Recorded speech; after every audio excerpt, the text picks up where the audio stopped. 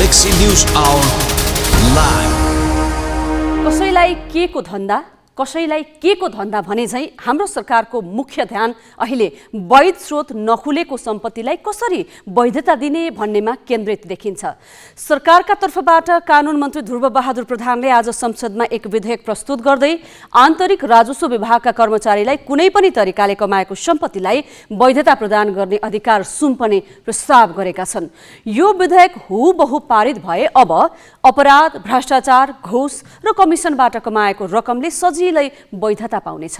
यसरी अवैध तरिकाले कमाएको सम्पत्तिको वैध स्रोत देखाउन नसके पनि अब एकपटक कर तिर्छु भने पुग्ने भएको छ।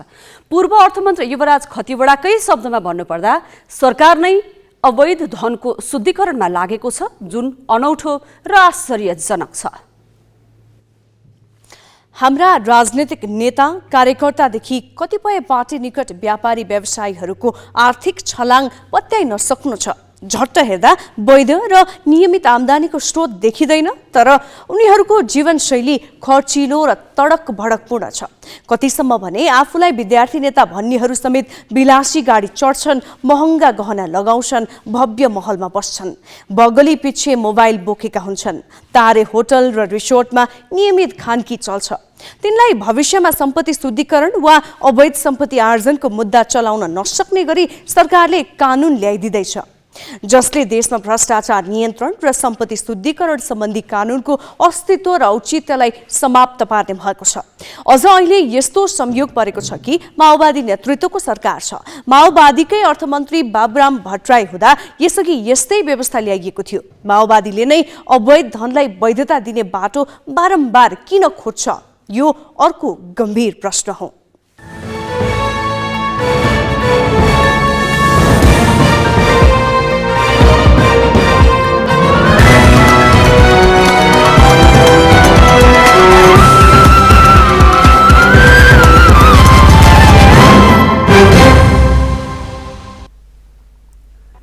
नमस्कार, यो हो ग्यालेक्सी न्यूज आवर।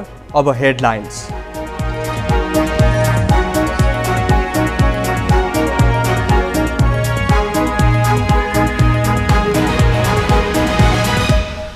स्रोत नखुलेको सम्पत्तिलाई वैधता दिन सरकारको हतारो, प्रतिनिधि सभामा विधेयक दर्ता। पूर्व अर्थ मन्त्री भन्छन् सरकार नै अवैध धनको शुद्धिकरणमा लाग्यो।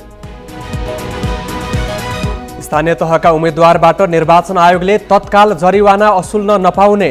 आयोगको निर्णयमा सर्वोच्चको प्रश्न। काठमाडौँ महानगर प्रमुख शाहको निवेदनमा अन्तरिम आदेश जारी। नेपाल T20 लिगको आयोजना नै फिक्सिङका लागि भएको CIB को निष्कर्ष। व्यवस्थापकदेखि टिम सञ्चालकसम्मै संलग्न 12 जना विरुद्ध मुद्दा चलाउन सरकारी वकिललाई सुझाव। निजीकरणपछि भारतको विमान कम्पनी एयर इन्डियाले अघि सार्यो आक्रामक व्यावसायिक योजना। 80 अर्ब डलर खर्चेर 470 वटा नयाँ विमान खरिद गर्ने सम्झौता। र नामिबियालाई 10 विकेटले हराउँदै स्कटल्यान्ड 3 खेल अगावै बन्यो। ICC क्रिकेट विश्वकप लिग 2 को च्याम्पियन। टप 3 मा परेको ओमानले पनि विश्वकप छनौट खेल्न पाउने।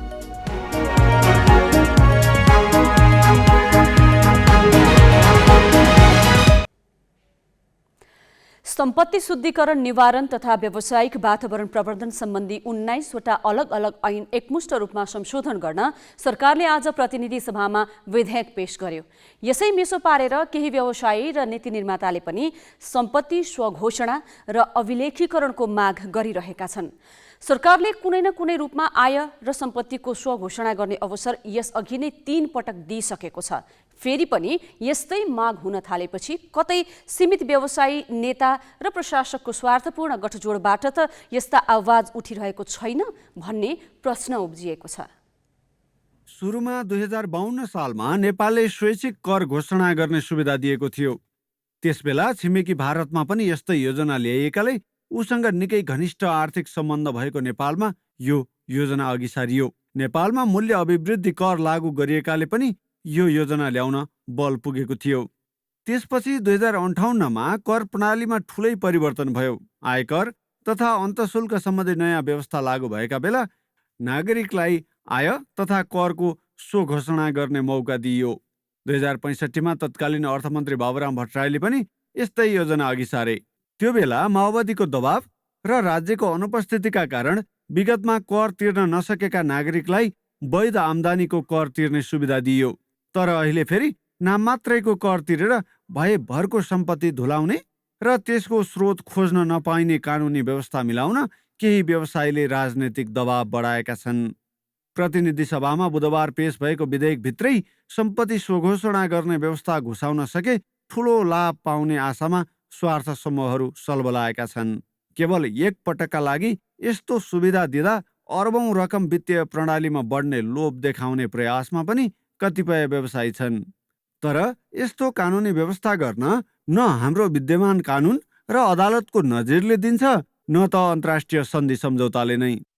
यो कुरा केही क्षणिक समयको लागि देशको अर्थतन्त्रलाई चलायमान बनाउनलाई लागू गर्ने भयो भने सैद्धान्तिक रूपबाट यो चाहिँ राम्रो पक्ष चाहिँ होइन। किनभने सो घोषणा भनेको के भने इलिगल मनी या त्यसको सम्पत्तिको स्रोत पुष्टि गर्न नसक्ने सम्पत्तिलाई पनि केही दस्तुर तिरेर लिगलाइज गर्ने अवस्था यदि आएर त्यसलाई छुट दिनु हो भने केही व्यक्तिहरू जसले रेगुलर ट्याक्स तिरेका छन् तिनीहरूले त ट्याक्स तिरे गर्ने भयो। धेरैलाई के भने किन ट्याक्स तिर्ने, बरु लुकाएर राखौँ, प्रत्येक 10 वर्ष 8 वर्षमा त्यस्तो सो घोषणाको कुरा आएपछि त त्यही बेला घोषणा गरेर अलिक तिरेर आफ्नो जस्टिफाई हुन्छ भन्ने जुन गरेको छ त्यो पद्धतिले ट्याक्स तिर्ने मनोवृत्तिमा चाहिँ ह्रास आउन सक्ने सम्भावना हुन्छ। जानकारहरूका अनुसार नेपालमा 2 तरिकाले सम्पत्ति स्वघोषणाको मुद्दा उठाइएको छ। पहिलो 2063मा खुला राजनीतिमा आएपछि माओवादीले यो मुद्दा उठाउँदै आएको छ। सशस्त्र विद्रोहका बेला कयौं बैंक मात्रै होइन, निजी र सार्वजनिक सम्पत्ति हडपेर जम्मा गरेको पैसाको स्रोत नखोज्ने गरी चोखिन माओवादीले यो व्यवस्थाको माग गर्दै आएको हो। अर्कातिर भारतमा ठूलो लगानी भएका र त्यहाँ अवैध धन सञ्चित गरेका पुँजीपति पनि नेपाल जस्तो कमजोर सरकार भएको गरिब देश मार्फत आफ्नो सम्पत्ति धुलाउन चाहन्छन्। भारतमा बढ्दो नगद सञ्चितले पनि त्यहाँ अवैध धनको आकार बढिरहेको देखाउँछ। यद्यपि अहिले संशोधनका लागि अगाडि बढाइएको विधेयकमा कर तिरेर अवैध सम्पत्ति धुलाउने अवसर दिन नखोजिएको भनेर सरकारले प्रष्टीकरण दिएको छ। सम्पत्ति शुद्धिकरण वा अन्य सम्बन्ध कसुरमा संलग्न नभएको, कर छली सम्बन्धी कसुर पनि नभएको अवस्थामा मात्र स्रोत खुलाउन नसकेको सम्पत्तिको हकमा कर निर्धारण गर्ने व्यवस्था गरिएको हो। स्वयं कर घोषणा गरेर अपराधबाट आर्जित सम्पत्ति वैध बनाउने व्यवस्था गरिएको छैन। कसुर गरेको पाइएमा थप अनुसन्धान गरी पुनः मुद्दा चलाउन सकिने व्यवस्था प्रस्ताव गरिएको छ। कानुनी रूपमै व्यवसाय गरेर पनि कुनै कारणवश कर तिर्न छुटेका करदातालाई सरकारले समय समयमा दण्ड जरिवाना माफी दिएर करको दायरामा ल्याउने अभ्यास संसारभर चलेको छ। नेपालमा पनि यस्तै अभ्यास भइरहेको छ। तर एकपटक कर तिरेपछि त्यो सम्पत्ति कसरी कमाएको हो भन्ने स्रोत खोज्नै नपाउने गरी कानुन ल्याउन भइरहेको माग सम्बोधन गर्ने हालतमा सरकार पनि छैन। यदि यस्तो व्यवस्था गर्ने हो भने मानव बेचबिखन, वन्यजन्तु तस्करी, लागु औषध कारोबार जस्ता अवैध व्यवसाय मौलाउने मात्रै होइन, यस्तै गलत काम गरेर सम्पत्ति कमाउनेहरूले छाती फुलाएर हिँड्ने मौका पाउनेछन्। साथै विश्व मञ्चमा मुलुकको साख गुम्छ र अन्तर्राष्ट्रिय भुक्तानीमा कयौं समस्या भोग्नुपर्ने हुन सक्छ। क्यामेरामा रिकेश सिंहका साथ बिजनेस ब्युरो, ग्यालेक्सी फोके, काठमाडौँ। 2 दशक अघिसम्म सम्पत्तिको स्रोत खोज्ने परिपाटी संसारमै थिएन। तर अब हाम्रो सरकारले चाहेर मात्रै गलत काम गरेर आर्जन गरेको सम्पत्तिलाई कानुनी वैधता दिन सम्भव छैन। यसो गरिए राज्यले नै ठूलो क्षति बेहोर्नु पर्ने हुन सक्छ। नेपालमा आप्रवासी व्यावसायिक समुदायसँग बढी निकट भएका एमालेका स्वर्गीय नेता भरत मोहन अधिकारीदेखि अहिलेको माओवादीसम्मले कुनै न कुनै रूपमा स्रोत नखुलेको सम्पत्ति चोख्याउने प्रयत्न गरिरहेका छन्। तर यस्तो प्रयासले मुलुकमा कस्तो असर पार्छ भनेर ग्यालेक्सी संवाददाता मिलन बुढाथोकीले राष्ट्र ब्याङ्क र योजना आयोगको समेत नेतृत्व गरिसकेका पूर्व अर्थमन्त्री युवराज खतिवड़ालाई सोधेका छन्। पहिलो कुरो, राज्य नै सम्पत्ति शुद्धिकरणमा लाग्यो भन्ने सङ्केत जान्छ विश्व समुदायमा। हामी ब्याङ्कलाई, बिमालाई, सहकारीलाई, लेखा व्यवसायदेखि अडिटरसम्मलाई होइन, सबैलाई चाहिँ सम्पत्ति शुद्धिकरण निवारण सम्बन्धी सबै कुराहरू गर्ने। सरकार आफू चाहिँ त्यो स्रोत नखुलेका अथवा कर नतिरेका पैसाहरूलाई कर तिरेर अनि त्यसपछि वैध बनाउन लाग्यो भने त अनि अरू सबैको गर्दै भइगयो नि होइन, अरू नियमनै किन गर्नु पर्यो? त्यसैले यदि यो हामी सम्पत्ति शुद्धिकरण सम्बन्धी विश्वव्यापी जुन एउटा चाहिँ संस्थाहरू छन् त्यसको लागि हामी सहकार्य गर्न, त्यो समुदायसँग आबद्ध हुन नसकेको नभएकै बेलाको भए एउटा कुरो हुन्थ्यो। हामीले सम्पत्ति शुद्धिकरण निवारण ऐन 2064 ल्याइसकेपछिको स्थितिमा मलाई लाग्छ यो निर्णय गलत हुन्छ, यो राम्रो हुँदैन। त्यसमाथि पनि अहिले नेपालमा सम्पत्ति शुद्धिकरणको अवस्था के छ भन्ने मूल्याङ्कन भएको छ र त्यसमा नेपालले 10 वर्षमा गर्नुपर्ने अधिकांश कामहरू गरेको छैन।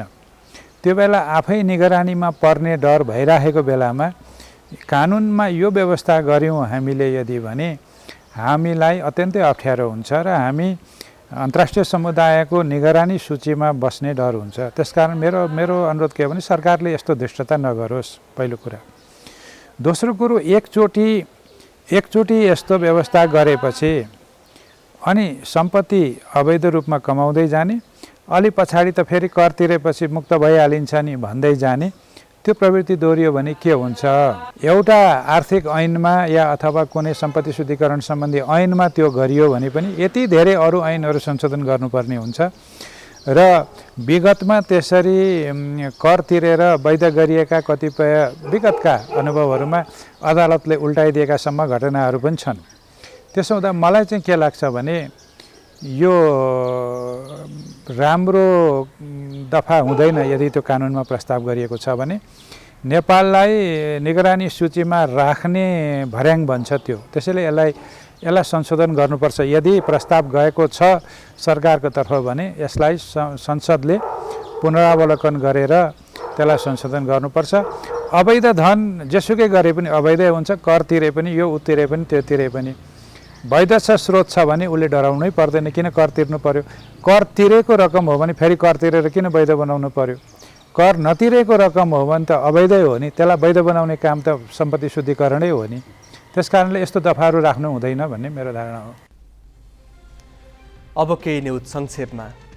सर्वोच्च अदालतले निर्वाचन खर्चको विवरण नबुझाउने स्थानीय तह चुनावका उम्मेद्वारलाई जरिवाना तिराउने निर्णय कार्यान्वयन नगर्न निर्वाचन आयोगलाई आदेश दिएको छ।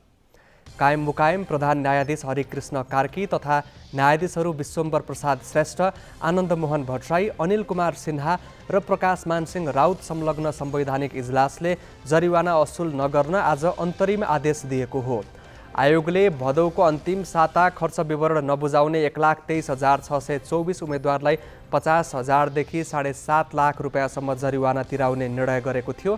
त्यसमा काठमाडौँ महानगर प्रमुख बालेन्द्र शाह पनि थिए। आयोगले उनलाई 5.5 लाख रुपियाँ जरिवाना तोकेको थियो। आयोगको निर्णयअनुसार खर्च विवरण नबुझाउने सबै उम्मेद्वारले तिर्दा जरिवाना बापत 24 अर्ब 63 करोड 88 लाख रुपियाँ उठ्थ्यो।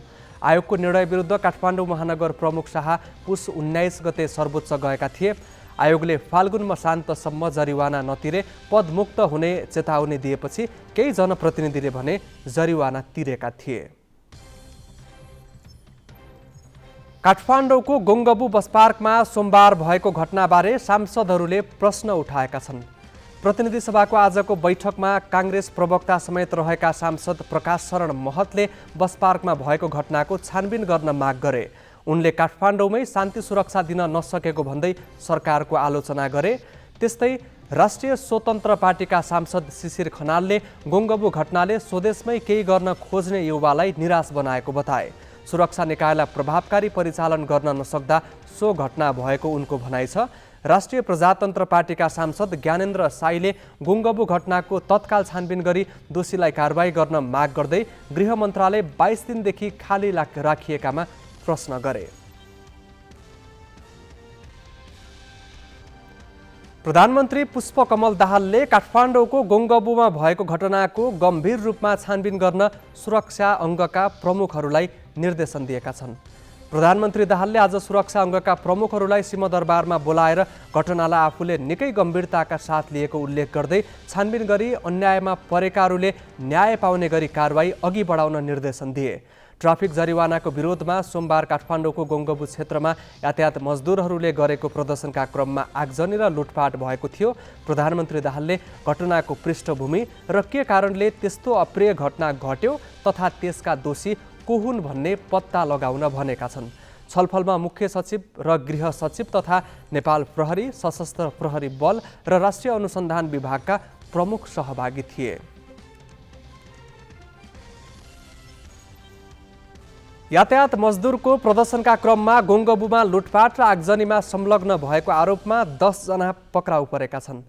प्रहरीले उदयपुरका विक्रम राई, नुवाकोटका रामहरि भण्डारी, लमजुङका विवेक श्रेष्ठ लगायतलाई पक्राउ गरेको हो। उनीहरूमाथि सोमबार गोङ्गबुमा प्रहरी भ्यानमा भएको आगजनीमा संलग्न भएको आरोप छ।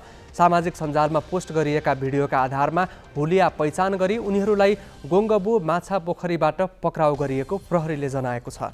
त्यस्तै लोछे मलको मोबाइल पसलमा तोडफोड गरी लुटपाट गरेको आरोपमा 4 जना पक्राउ परेका छन्।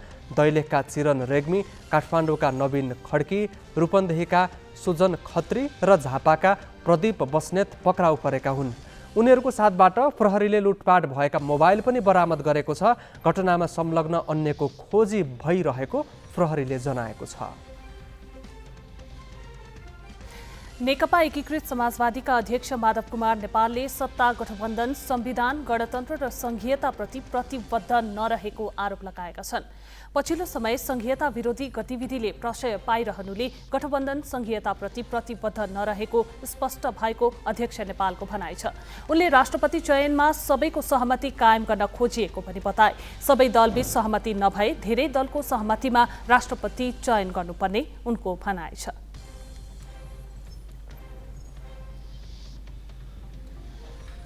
राष्ट्रिय जनमोर्चाका अध्यक्ष चित्र बहादुर केसीले राष्ट्रपति चुनावमा शक्ति राष्ट्रहरूले भूमिका खेलेको आरोप लगाएका छन्।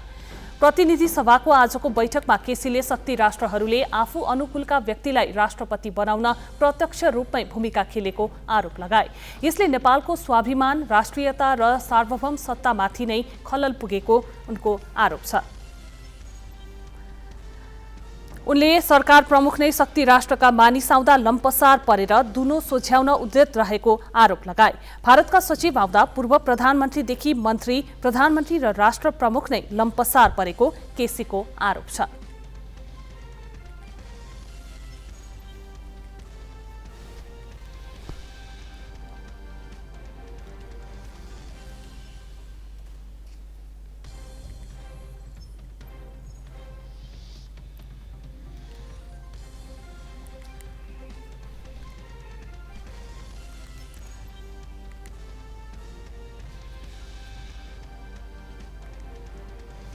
नागरिक उन्मुक्ति पार्टीले टिकापुर घटनाबारे लाल आयोगको प्रतिवेदन सार्वजनिक गर्न माग गरेको छ। प्रतिनिधि सभाको आजको बैठकमा नागरिक उन्मुक्ति पार्टीका सांसद गंगाराम चौधरीले प्रतिवेदन सार्वजनिक नगरे संसद नै चल्न नदिने चेतावनी दिए। जनता समाजवादी पार्टी र लोकतान्त्रिक समाजवादी पार्टीले पनि प्रतिवेदन सार्वजनिक गर्न माग गर्दै आएका छन्। टिकापुर घटनाबारे 2073 असोज 6 गते सर्वोच्च अदालतका पूर्व न्यायाधीश गिरीश चन्द्र लालको नेतृत्वमा गठित आयोगको प्रतिवेदन अझै सार्वजनिक भएको छैन। बाँकी प्रसंग सोनी कार्यालबाट।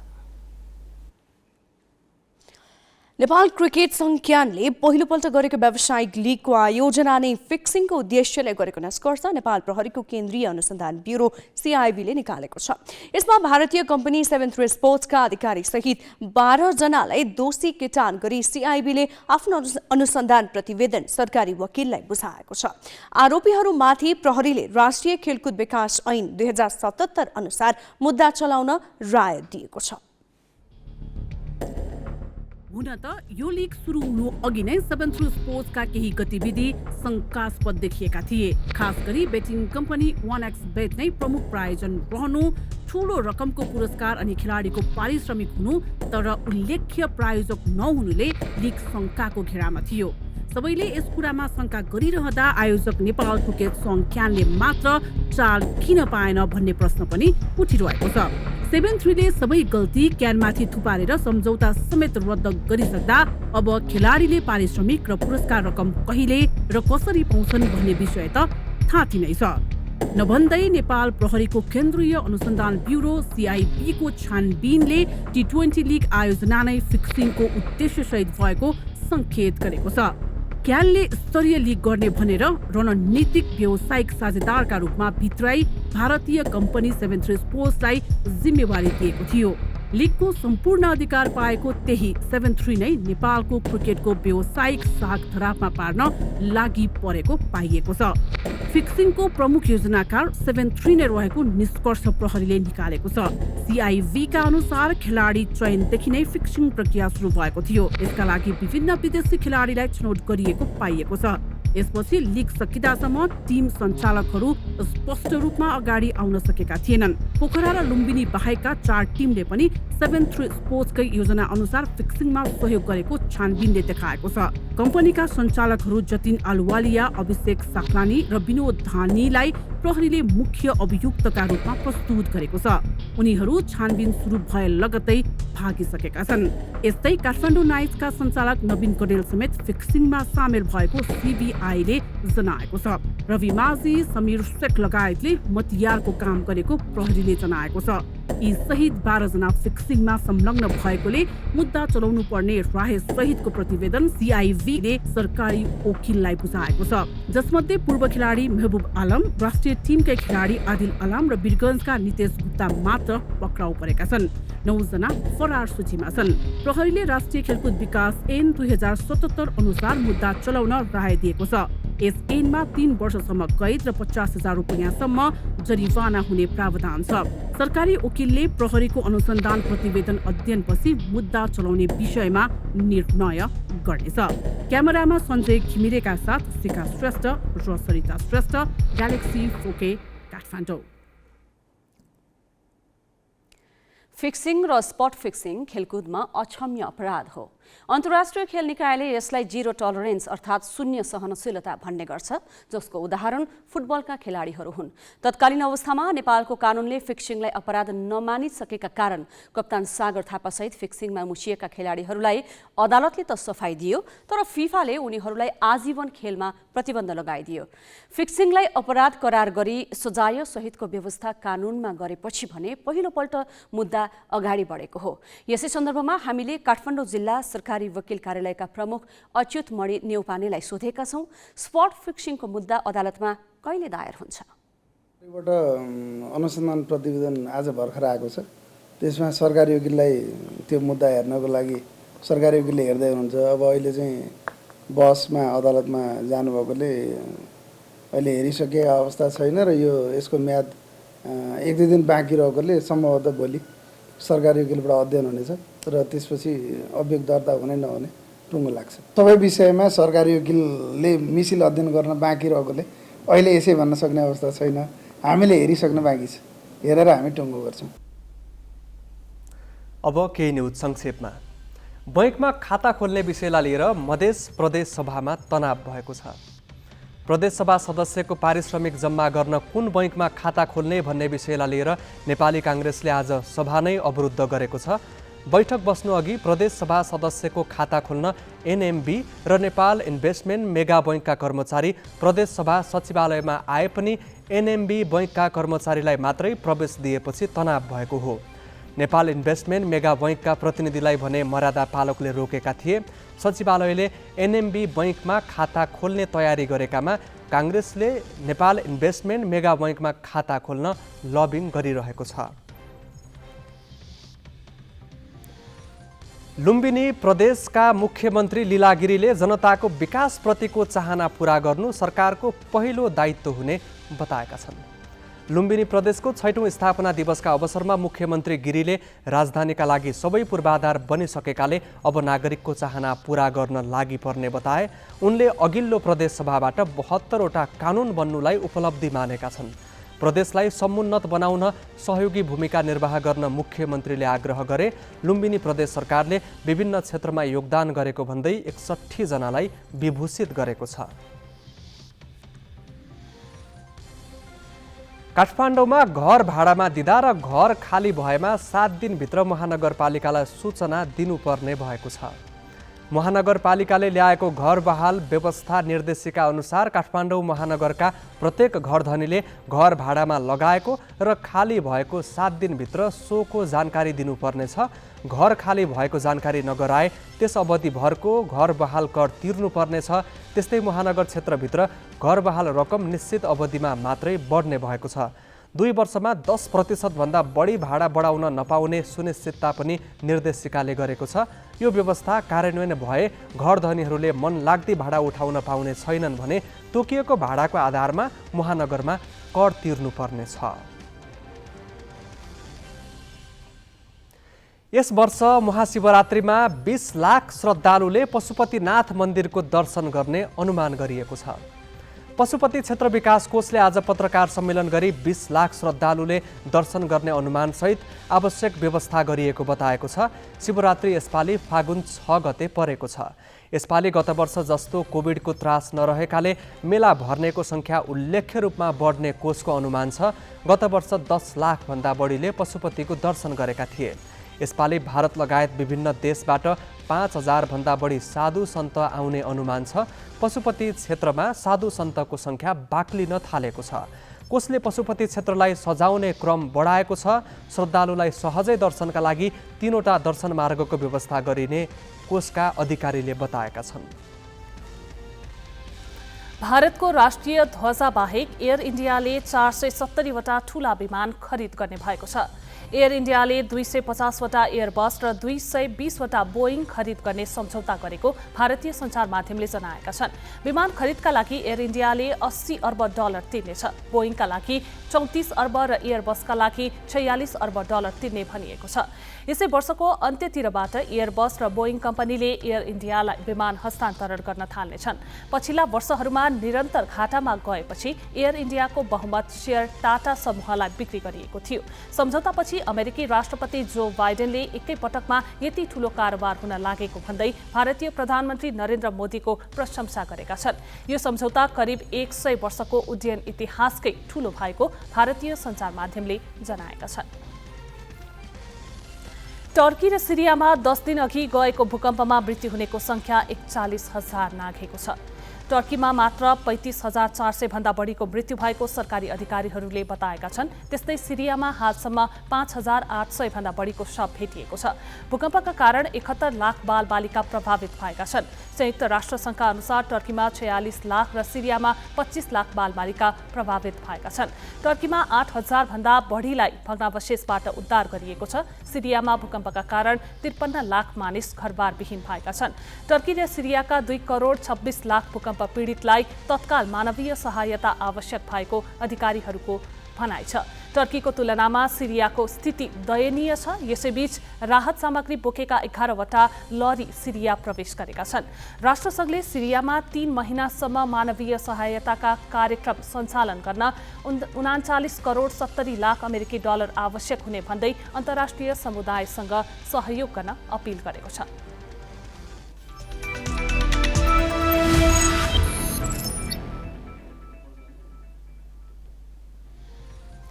नामिबियालाई 10 विकेटले हराउँदै स्कटल्यान्ड 3 खेल अगावै आइसिसी विश्वकप लिग 2 को च्याम्पियन बनेको छ।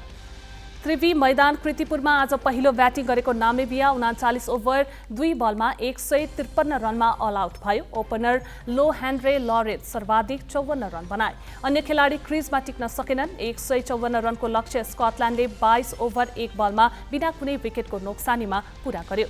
जर्ज मुन्सलेले विस्फोट ब्याटिङ गर्दै 61 बलमा 12 चौका र 7 छक्का सहित 103 रनको पारी खेले।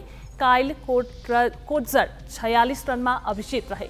यो जितपछि स्कटल्यान्डले 33 खेलबाट 48 अङ्क बनाएको छ। लिगमा स्कटल्यान्डले अब 3 खेल खेल्न बाँकी छ। ती खेल हारे पनि अरू देशले उसको जति अङ्क बनाउन सक्दैनन्। साथै नामिबियाको लगातार दोस्रो हारमा ओमानले पनि शीर्ष 3 मा लिग सकाउने निश्चित भएको छ।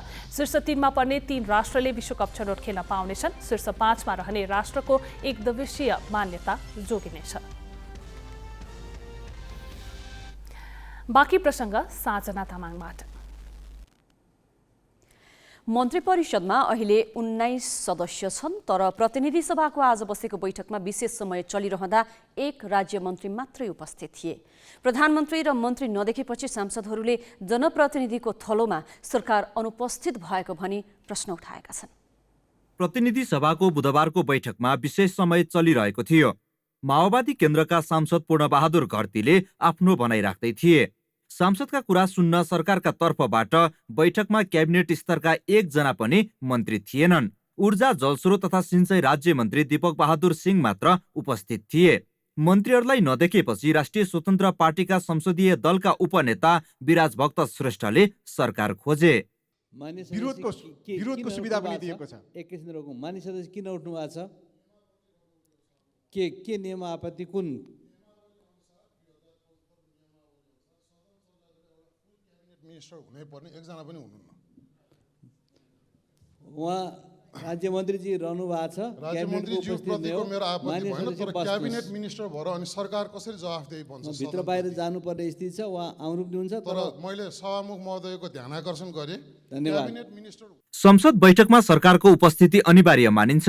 सांसदहरूले उठाएका कुरा सुनेर त्यसमा निर्णय लिनका लागि संसदमा मन्त्रीको उपस्थिति अनिवार्य गरिएको हो। मन्त्रीको अनुपस्थितिमा संसद बैठक चल्दैन। बुधबार प्रतिनिधि सभामा सरकारको प्रतिनिधित्व राज्य मन्त्री सिंहले गरे। उनी क्याबिनेट स्तरका मन्त्री होइनन्, अर्थात् उनले मन्त्री परिषद बैठकमा भाग लिन पाउँदैनन्, किनभने ऊर्जा मन्त्रालयमा उनीभन्दा माथि राजेन्द्र लिङदेन छन्। प्रतिनिधि सभाको बैठकमा मन्त्री नरहेको भनेर रासोपाका संसदीय दलका उपनेता श्रेष्ठले प्रश्न उठाए पनि सभामुख देवराज घिमिरेले त्यसलाई ठूलो विषय मानेनन्। उनले राज्य मन्त्री भएपछि सरकारको उपस्थिति भएको मानिने भन्दै बैठक अघि बढाए। ठिक छ, ध्यान आकर्षण भएको छ, बस्नुहोस्, मान्य अगाडि बढ्नुहोस्। सांसदले उठाउने जनजीविका लगायत हरेक विषयमा सरकार जवाफदेही हुनुपर्छ। यति मात्र होइन, संसदीय व्यवस्थामा सरकार सबैभन्दा बढी जवाफदेही हुने थलो नै संसद हो, किनभने सरकार बनाउने थलो नै संसद हो। तर सरकारले फेरि एक पटक जनप्रतिनिधिमूलक संस्थालाई बेवास्ता गरेको सन्देश गएको छ। बासु खड्का, ग्यालेक्सी पोके, काठमाडौँ। पूर्व प्रधान न्यायाधीश चोलेन्द्र शमशेर राणा विरुद्ध 1 वर्ष अघि महाभियोग प्रस्ताव दर्ता भयो, तर प्रतिनिधि सभाको अघिल्लो कार्यकालमा प्रस्ताव टुङ्गोमा पुग्न सकेन। महाभियोग लगाउन सिफारिस भए पनि प्रतिनिधि सभाको कार्यकाल सकियो। राणाले मङ्सिरमा अवकाश पाए। उनी विरुद्धको महाभियोगको विषय भने संसदमा उठेको छ। प्रतिनिधि सभाको आज बसेको बैठकमा नेपाली कांग्रेसका सांसद अर्जुन नरसिंह केसीले विशेष समय लिएर बोल्दै राणा विरुद्धको महाभियोग प्रस्ताव किनारा नलाग्दा संविधानको भावनामाथि नै प्रश्न उब्जिएको बताएका छन्। न्यायाधीशको जो महाअभियोगवाला प्रस्ताव छ त्यो अहिलेसम्म टुङ्गो नलाग्न सकेको स्थिति छ। Justice delayed is justice denied. सभामुख महोदय, यो कुन पात्र हो, को व्यक्ति हो, त्यो कति जिम्मेवार छ कि छैन, दोषी छ कि छैन, त्यो अर्को पक्ष हो।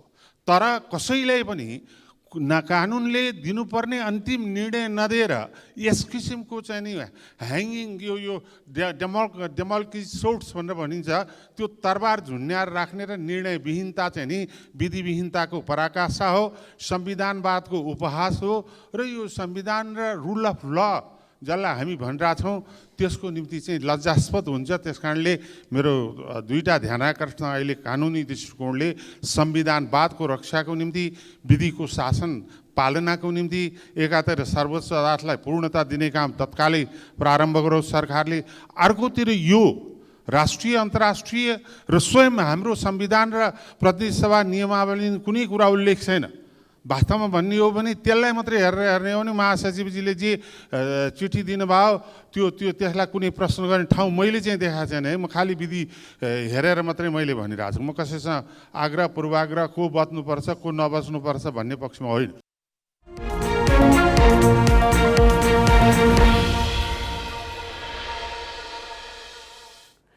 नेपाल ब्याङ्कर्स सङ्घले ऋणको ब्याजदर तत्काल नघट्ने सङ्केत गरेको छ।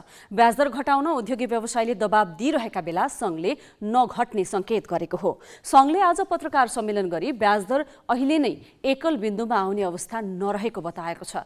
सङ्घका अध्यक्ष सुनिल केसीले ऋण लिनेको तुलनामा निक्षेपकर्ताको सङ्ख्या ठूलो रहेको भन्दै सानो समूहलाई लाभ पुर्याएर ठूलो समूहको ब्याजदर घटाउनु पर्ने माग अव्यावहारिक भएको बताए। ब्याङ्कमा अहिले 18,33,000 कर्जाका र 4,83,24,000 निक्षेपका खाता छन्। अध्यक्ष केसीले खुला अर्थव्यवस्थामा निर्धारित ब्याजदरलाई सडकबाट दबाब दिएर घटाउन खोजिनु अनुचित हुने बताएका छन्। लघुवित्त कम्पनीहरू ग्राहकबाट सेवा शुल्क बापत अतिरिक्त रूपमा लिएको 1.5 अर्ब रुपियाँ भन्दा बढी रकम एक साताभित्र फिर्ता गर्न सहमत भएका छन्। अर्थ मन्त्रालयमा आज भएको छलफलमा नेपाल लघुवित्त ब्याङ्कर्स सङ्घ र लघुवित्त सङ्घका प्रतिनिधिले 1 अर्ब 60 करोड रुपियाँ सम्बन्धित ग्राहकलाई एक साताभित्र फिर्ता दिने सहमति जनाएका हुन्। छलफलमा उपप्रधानमन्त्री तथा अर्थमन्त्री विष्णु पौडेल, नेपाल राष्ट्र ब्याङ्कका डेप्युटी गभर्नर बमबहादुर मिश्र, कार्यकारी निर्देशक प्रकाश कुमार श्रेष्ठ लगायत सहभागी थिए। लघुवित्त कम्पनीले वार्षिक 1.5% भन्दा बढी सेवा शुल्क नलिने सहमति पनि गरेको मन्त्रालयले जनाएको छ। मन्त्रालयका अनुसार एउटा ग्राहकले एक भन्दा बढी लघुवित्त संस्थाबाट ऋण लिन नपाउने व्यवस्था कार्यान्वयन गर्न पनि लघुवित्त कम्पनीहरू सहमत भएका छन्। ठूला सहकारीको नियमन नेपाल राष्ट्र ब्याङ्कले गर्ने गरी सरकारले ऐन संशोधन प्रस्ताव गरेको छ। कानून मन्त्री ध्रुवबहादुर प्रधानले आज प्रतिनिधि सभामा पेश गरेको नेपाल केही ऐन संशोधन विधेयकमा ठूलो पुँजी र निक्षेप परिचालन गर्ने सहकारीको नियमन राष्ट्र ब्याङ्कले गर्ने प्रस्ताव गरिएको छ।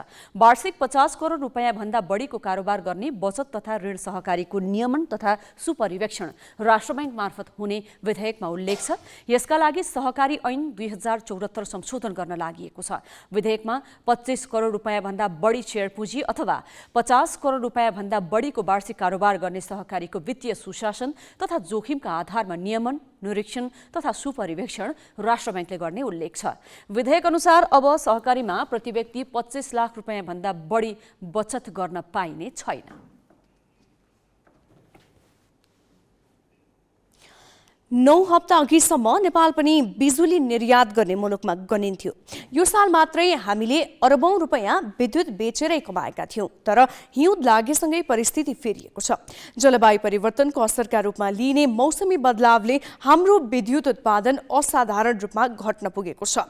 यसको सुरुवाती प्रहार ठूला उद्योग धन्दाले बेहोर्न थालिसकेका छन्। यही अवस्था कायम रहे गृहस्थ उपभोक्ताले पनि लोड सेडिङ भोग्ने दिन नफर्किएला भन्न सक्ने अवस्था छैन। यस वर्ष हिउँदे वर्ष र हिमपात नहुँदा विद्युत उत्पादन 72% घटेको नेपाल विद्युत प्राधिकरणले जनाएको छ। यसरी असाधारण रूपमा उत्पादन घटेपछि प्राधिकरणलाई बिजुलीको माग व्यवस्थापन गर्न हम्मे परेको छ। सबैभन्दा पहिले यसको असर ठूला उद्योगले भोग्न थालेका छन्। झण्डै 3 महिना अघिदेखि मुलुकका ठूला औद्योगिक क्षेत्रका उद्योगहरूमा विद्युत कटौती हुन थालिसकेको छ। अहिले नेपालमा विद्युतको माग 1710 मेगावाटसम्म पुग्ने गरेको छ। तर देशभित्र केवल 700 मेगावाट हाराहारी मात्रै बिजुली उत्पादन हुन्छ। भारतबाट 500 मेगावाट विद्युत आयात गर्दा पनि उच्चतम माग धान्नै अर्को 500 मेगावाट अपुग हुन्छ। यही कारण अहिले प्राधिकरणले औद्योगिक क्षेत्रहरूमा अघोषित लोड सेडिङ सुरु गरेको छ।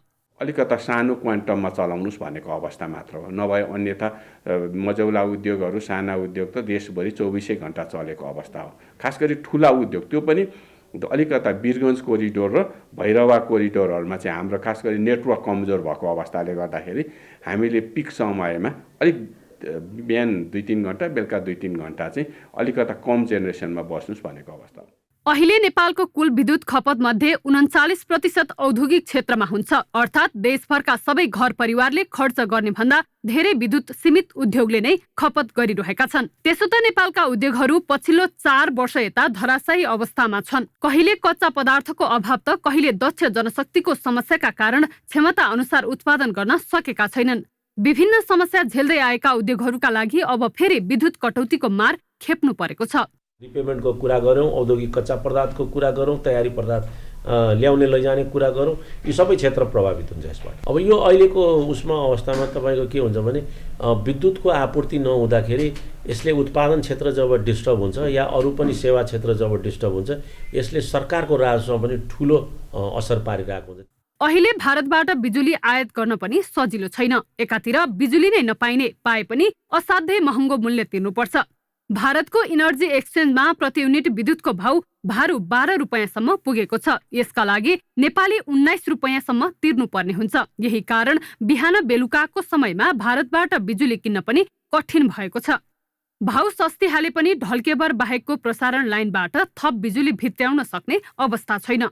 त्यहाँसम्म ल्याइएको बिजुली पूर्वदेखि पश्चिमका उद्योग धन्दामा पुर्याउन सक्षम प्रसारण लाइन छैन। राज्यले विद्युत पूर्वाधारमा पर्याप्त लगानी नगर्दाको नतिजा पनि उद्योगले नै भोग्नु परेको छ। हामीले कटौती गरेकै छैनन्, कटौती त यिनीहरूले गरिहाल्छ नि। बिजुली ट्रिपिङ भएपछि आफै कटौती भइहाल्छ। त्यो अटोमेटिक लाइट नभयो भने त्यो चल्न गाह्रो हुन्छ।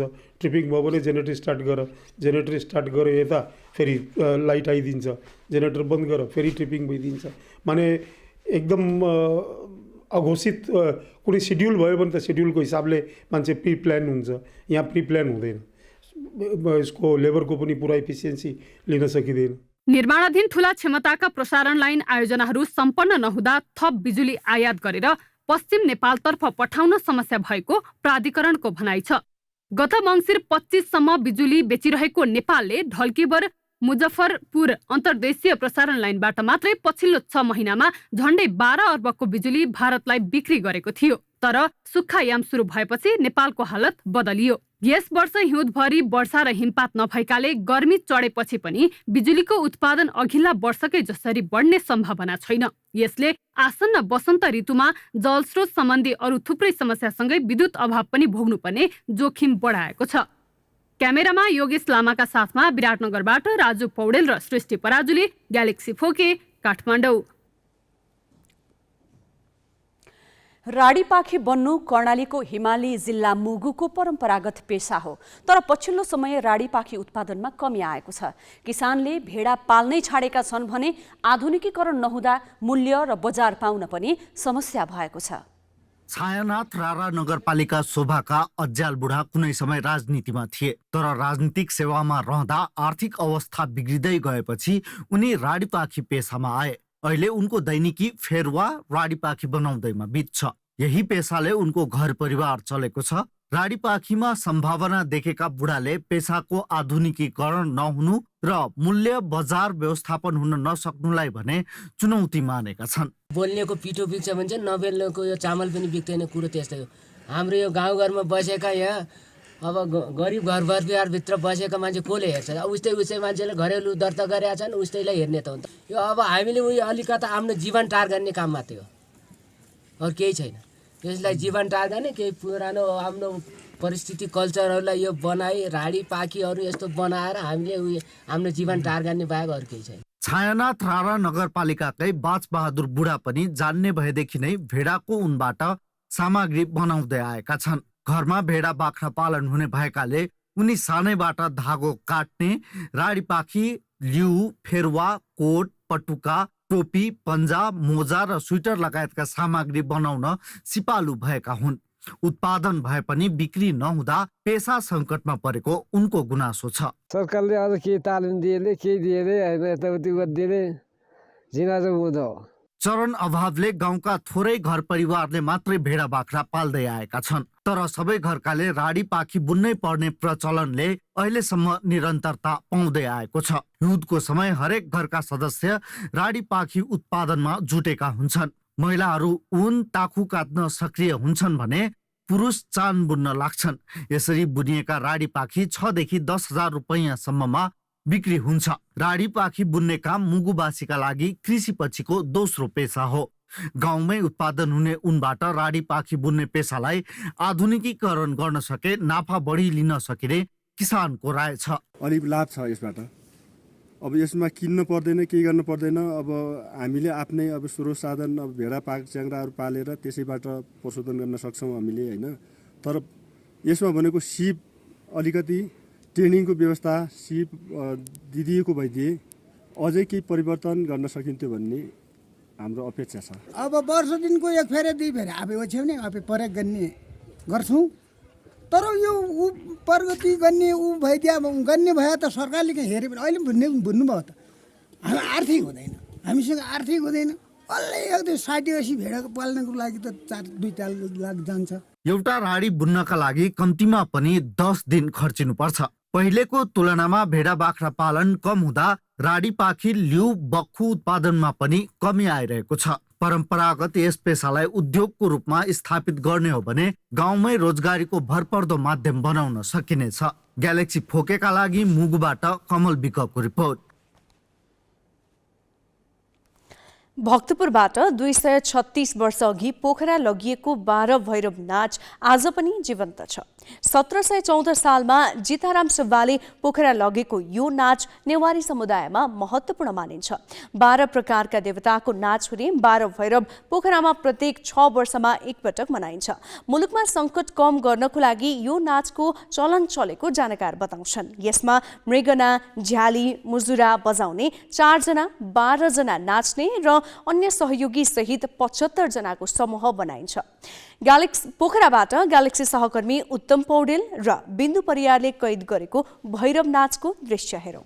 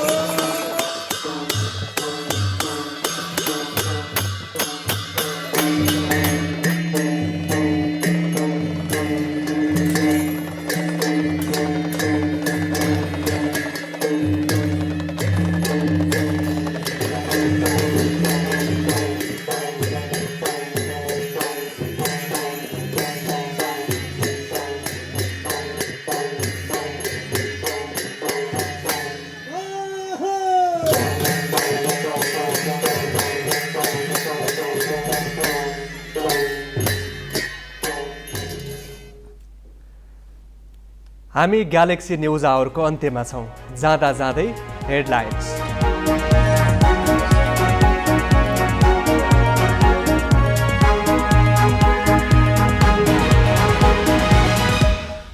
स्रोत नखुलेको सम्पत्तिलाई वैधता दिन सरकारको हतारो। प्रतिनिधि सभामा विधेयक दर्ता। पूर्व अर्थमन्त्री भन्छन् सरकार नै अवैध धनको शुद्धिकरणमा लाग्यो।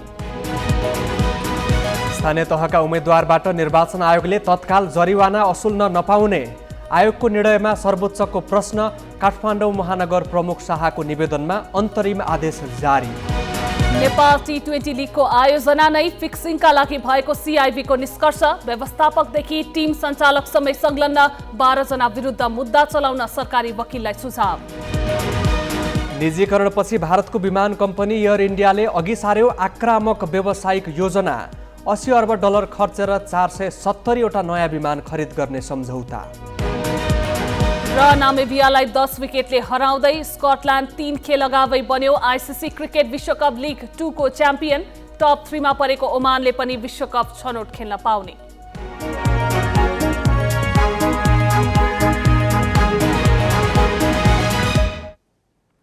आजलाई ग्यालेक्सी न्युज आवर सकियो। नमस्ते।